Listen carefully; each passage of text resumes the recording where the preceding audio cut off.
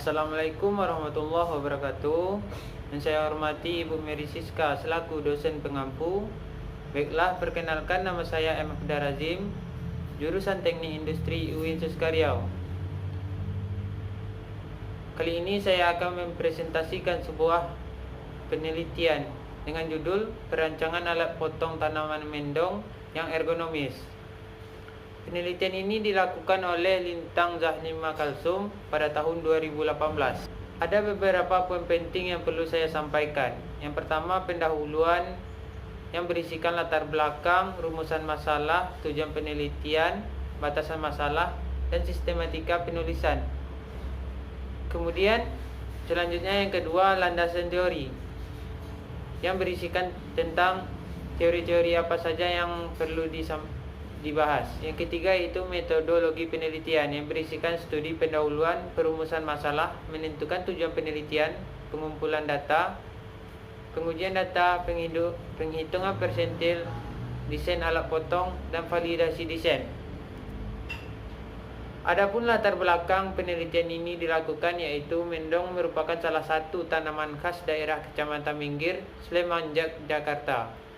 Tanaman mendong biasanya digunakan untuk kerajinan tikar, dompet, tas, tisu, sandal, dan berbagai jenis lainnya. Dalam proses pengolahannya ada berbagai cara, yaitu yang pertama melakukan pemanenan, kemudian pencucian, kemudian pemotongan dan pembersihan. Dari proses yang harus dilalui, proses pemotongan atau perapian tersebut sering menimbulkan keluhan dari pekerja dengan keadaan sistem kerja dan alat yang digunakan masih manual dalam proses pemotongan. Hal ini menimbulkan keluhan sakit pada bagian tubuh para pekerja pengguna mendong. Menurut survei yang didapatkan dari Nordic Body Map Questionnaire, ada 60% yang merasakan sangat sakit pada bagian pantat, pergelangan tangan kanan dan tangan kiri. 50% merasakan sangat sakit pada bagian kanan. 30% sangat merasakan sakit pada lutut kiri, lutut kanan, betis kiri dan betis kanan. Kemudian 20% merasakan sangat sakit pada punggung dan lengan kanan atas. Dan 10% lainnya merasakan sangat sakit pada bagian leher bawah, bahu kiri, bahu kanan, dan pantat dan kaki kiri dan kaki kanan. Indikasi bahaya cedera akibat kerja work-related musculoskeletal disorder pada bagian tubuh yang dikeluhkan dalam proses pemotongan dapat terjadi karena keadaan postur kerja yang salah. Keadaan postur kerja yang membungkuk yang dilakukan berulang terbukti memiliki skor EBA yang sangat tinggi. Untuk itu, maka dilakukanlah penelitian kemungkinan resiko cedera akibat kerja yaitu work-related musculoskeletal disorder melalui evaluasi postur kerja dan merancang alat potong tanaman mendong untuk mengurangi risiko cedera akibat kerja yaitu work-related musculoskeletal disorder. Adapun rumusan masalah pada penelitian kali ini yaitu bagaimana rancangan alat potong tanaman mendong yang ergonomis. Kemudian tujuan penelitian. Yang pertama yaitu mengevaluasi postur kerja kegiatan memotong tanaman mendong menggunakan metode REBA. Yang kedua, mengidentifikasi kebutuhan pengguna desain alat potong dengan metode partisipasi ergonomik. Yang ketiga yaitu menentukan spesifikasi desain alat potong dengan metode partisipasi ergonomik. Yang keempat yaitu memvalidasi desain yang dikembangkan untuk dapat memenuhi kebutuhan pengguna. Adapun ruang lingkup penelitian terdiri dari asumsi dan batasan masalah, di mana asumsi dari penelitian ini yaitu dilakukan terhadap pekerja dengan kondisi tubuh yang normal. Kemudian batasan masalah dari penelitian ini yaitu yang pertama, penelitian hanya dilakukan pada proses pemotongan tanaman mendong. Yang kedua, penelitian hanya berupa desain rancangan alat potong visual 3D dan video simulasi penggunaan alat. Kemudian manfaat dari dilakukannya penelitian ini yaitu memberikan rasa nyaman kepada pekerja saat proses memotong tanaman mendong. Kemudian meningkatkan produktivitas dan efisiensi kerja serta mengurangi kecelakaan kerja pada pengguna.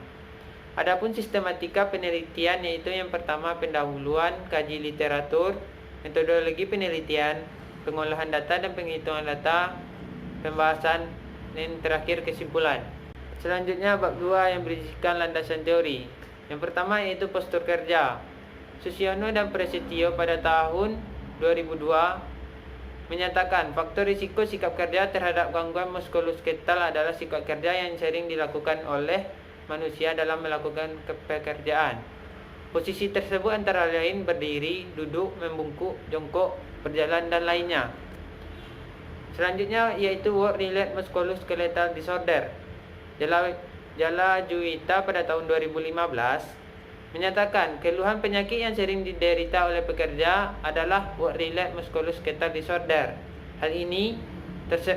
Hal tersebut salah satunya dipengaruhi oleh adanya posisi kerja. Di Eropa pada tahun 2005 dinyatakan bahwa work-related musculoskeletal disorder merupakan masalah besar dalam kesehatan dan biaya untuk menanggung ini selalu mengalami peningkatan setiap tahunnya. Kemudian selanjutnya perancangan alat bantu pekerjaan.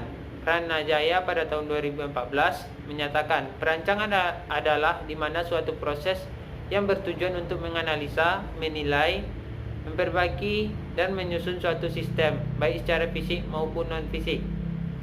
Yohanes pada tahun 2015 menyatakan perancangan produk adalah suatu yang dirancang atau diproyeksikan dan diselesaikan dalam bentuk gambar dengan memperhatikan kualitas desain yang eksklusif dan representatif sehingga produk yang dihasilkan memiliki daya tarik dan daya saing tinggi. Kemudian antropometri.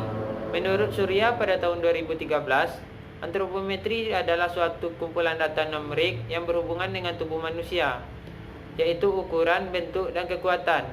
Penerapan data ini adalah untuk penanganan masalah desain peralatan maupun ruang kerja. Pfaffer pada tahun 2015 menyatakan penting untuk mengukur dimensi antropometri sebagai langkah kunci untuk proses desain. Selanjutnya yaitu ergonomi. Webben pada 2006 menyatakan kata ergonomi berasal dari bahasa Yunani yaitu ergon, tenaga yang artinya tenaga kerja, dan nomos artinya hukum, yang menunjukkan pengetahuan tentang hukum kerja manusia kemudian dikembangkan dengan produk pengembangan dan evaluasi produk. Ini mengarah pada prinsip kerja para desainer ruang operasi yang seharusnya menyesuaikan lingkungan dengan para pekerja, namun sebagai gantinya mengadaptasi 12 pekerja ke lingkungan mereka. Kemudian bab 3 yaitu metodologi penelitian yang berisikan studi pendahuluan, di mana studi pendahuluan ini mencari teori tentang tanaman mendong hingga bagaimana pengolahan tanaman mendong mulai dari panen hingga menjadi bahan baku anyaman. Selanjutnya yaitu perumusan masalah. Bagaimana merancang alat potong tanaman mendong yang ergonomis. Selanjutnya tujuan penelitian, mengevaluasi postur kerja dengan metode REBA,